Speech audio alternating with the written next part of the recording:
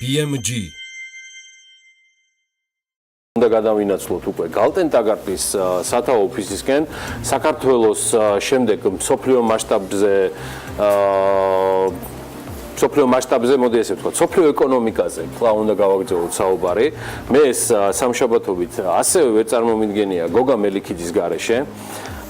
მსოფლიო ბანკის პროგნოზი 2018-19 წლებში გლობალურ ეკონომიკას თითქმის 3%-იან ზრდას, 2.8%-იან ზრდას უქადის.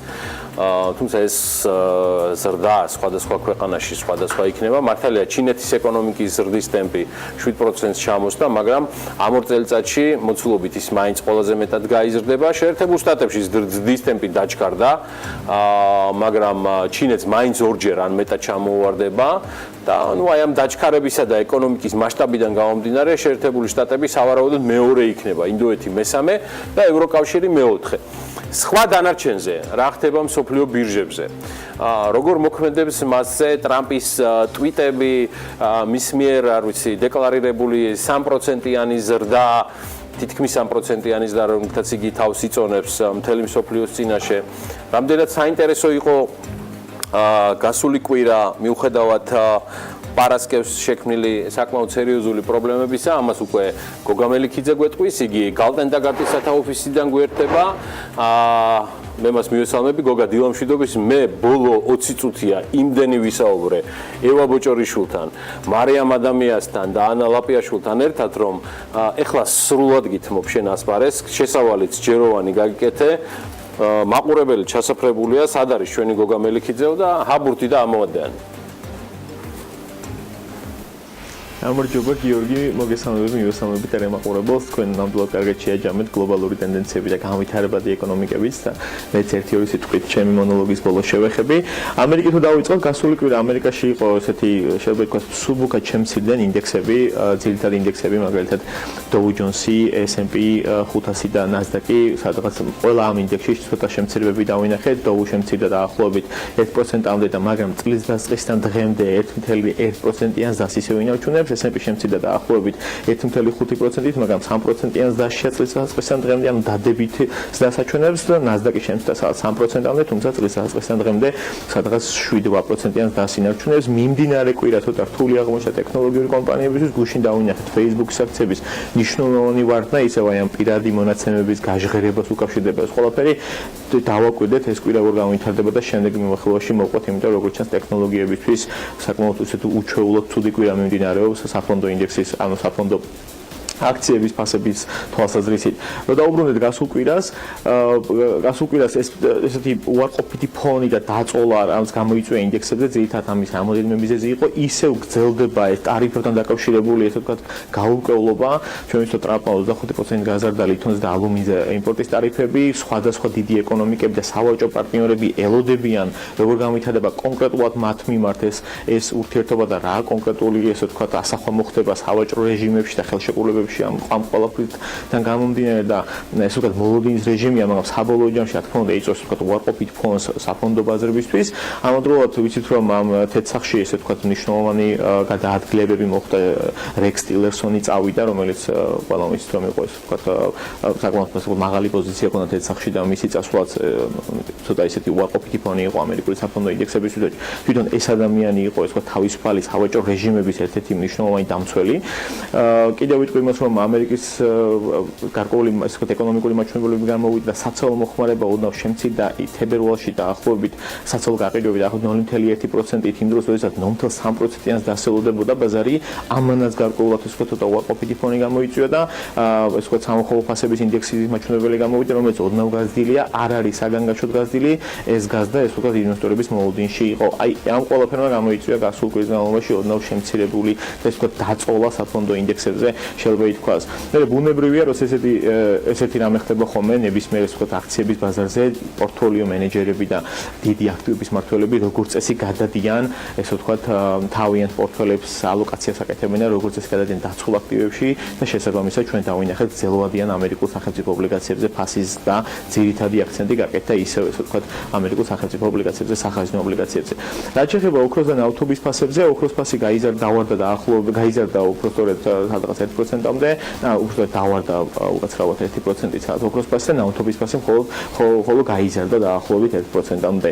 რაც შეეხება ევროზონაში ჩვენ თითქმის იგივე სიტუაცია დავინახეთ, რაც ამერიკაში, ცოტა ესეთი შემცირებადი ფონი იყო საფონდო ინდექსების თვალსაზრისით. ძირითადი ევროპული საფონდო ინდექსების TOXX 600, DAX 30, CAC 40, FTSE 250 ყველანი ესე ვთქვათ ფასში შემცირდნენ, ანუ ესე ვთქვათ დაღმავალი ტენდენცია იყო. განსხვავებით ამერიკისგან ევროპული საფონდო ინდექსები უარყოფით ტერიტორიებში არიან, ანუ ისინი წლის განმავლობაში კიდევ ვერ ამოვიდნენ, ესე ვთქვათ აი ამ უარყოფითი კორექციიდან, რაც გასული კვირეების განმავლობაში მოხდა. საშუალოდ არიან დაახლოებით 4-4.5%-იან უარყოფით ზრდაში, ყველაზე მეტად არის FTSE 250, DAX 30 უარყოფით ზრდაში და FTSE 250-ი, ანუ ბრიტანული ინდექსი ერთი-ორი სიტყვით ვიტყვი, რატომ არის ესეთ შედარებით მაღალ ვარდნაში და გასულ კვირას შეიძლება ითქვას ყველაზე მეტად FTSE 250 დავარდა 1.2%-მდე და მოუყვები ამას ერთი-ორი სიტყვით. ზოგადად ევროპაში რაღაც გამოიწვია მნიშვნელოვანი ესე ვთქვათ დაწოლა ინდექსებზე იყო ისევ და ისევ ეს ტარიფების ამერიკის სატარიფო პოლიტიკა 25%-იანი და იმპორტის ტარიფების ევროზონაში ძირითადი მწარმოებელი ეკონომიკები ელოდებიან კონკრეტულ ნაბიჯებს ამ მიმართულებით როგორ გამოვითარდება მათ თავს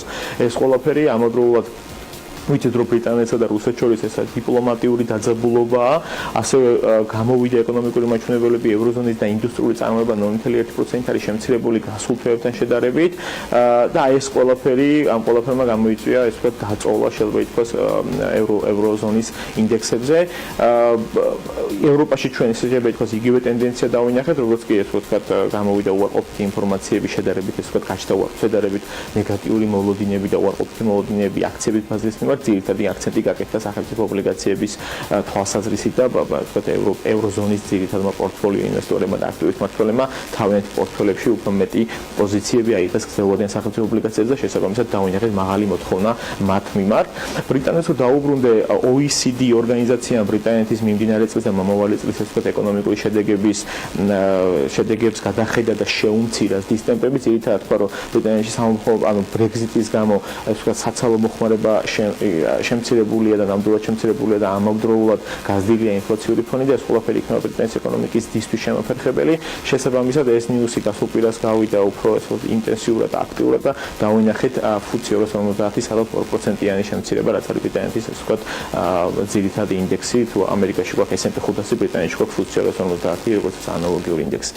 რაც შეეხება იაპონიაში დავინახეთ ასე ვთქვათ სუბუქი ზრდები, Nikkei 225 TOPIX-ი, მსხვილი კომპანიების ინდექსი, TOPIX-ი, წვრილი კომპანიების ინდექსი საშუალოდ ალბათ 1%-მდე ან ოდნავ მეტი გაიზარდნენ, თუმცა წლიდან დღემდე როგორც ევროზონაში, იაპონიაში ძირითადი ინდექსები ჩებიან უარყოფით ზრდებში და უფრო მეტად ვიდრე ევროზონაში, სადაც 5%-ზე ან ოდნავ მეტით არიან შემცირებული წლიდან დღემდე იაპონური ინდექსები.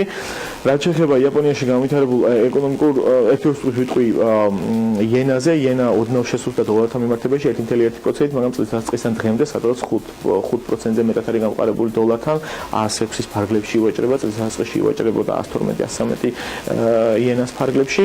რაც შეეხება ეკონომიკაში განვითარებულ მოვლენებს, იაპონიაში ოდნავ გაიზარდა ესე ვთქვათ ანაზღაურება პროფკავშირების მოთხოვნის, დიდი კომპანიების პროფკავშირების მოთხოვნიდან გამომდინარე, სადაც 2.16%-ით გაიზარდა საშუალო ანაზღაურება, მაგრამ ეს ვერ წარმოადგენს პრობლემას, როგორც ეკონომისტები ძახიან, იმისთვის რომ იაპონიაში შეიქმნას ინფლაციური ფონი მინიმუმ 3%-ნა გაზრდილიყო საშუალო ანაზღაურება იაპონიაში, ასე რომ იაპონიის ცენტრალური ბანკი იძახის რომ ეს ვერ იქნება იმის საბაბი, რომ მართლა გაამკაცროს მონეტარული პოლიტიკა ვერანაირ შემთხვევაში. რაც შეეხება ჩინეთში ჩვენ ვიცით რომ საბანკო რეგულატორი და სადაზღვევო რეგულატორი გაერთიანდნენ იმ მიზნით რომ უფრო ასე ვთქვათ კარგად დაარეგულირონ თავიანთი ფინანსური სექტორი და ჩვენ ვიცით რომ ჩინეთში მნიშვნელოვანი პრობლემაა ეკონომიკაში მაღალი დონით კრედიტი და საბანკო სექტორი ამის ერთ-ერთი მთავარი საწინდარია და არის მოლოდინი სხვადასხვა ეკონომისტებში, რომ ამ გაერთიანებამ შეიძლება უფრო სწორი რეგულირება მოიტანოს ჩინეთის ფინანსური სექტორისთვის. ამავდროულად ეკონომისტები საკმაოდ სკეპტიკურად უყურებენ იმ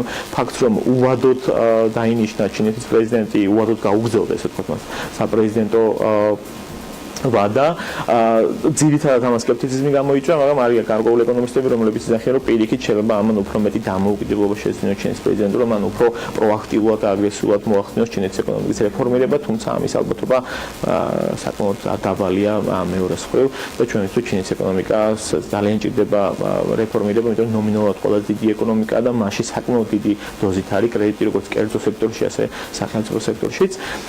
და რაც შეეხება სხვა განვითარებად ეკონომიკებს, თქვენს კარგად მიმოიხილეთ, რომ განვითარებადი ეკონომიკები, როგორც ჩვენს ვკითხულობთ სხვადასხვა ნიუსებს, შეიძლება ერთ-ერთი ყველაზე საინტერესო აქტივის კლასი იყოს, ანუ უფრო მეტად რეგიონი, საინვესტიციო რეგიონი, წელიწადსა დღემდე სადღაც 5%-მდე არიან გაზრდილი ძირითადი განვითარებადი ეკონომიკების ინდექსი, გასულ კვირას 0.7% შემცირდა, ყველაზე დაბალი შემცირება ჰქონდა შეიძლება ითქვას გლობალურად განვითარებადი ეკონომიკების ინდექსს, ასე რომ სხვადასხვა ანალიტიკოსები და წამყვანი საინვესტიციო ბანკები იძახიან, რომ განვითარებადი ეკონომიკები შეიძლება იყოს მთავარი, ესე ვთქვათ, ფსონი, რაზეც დიდმა პორტფოლიო მენეჯერებმა გააკეთონ გართულა 2019 წლის მანძილზე.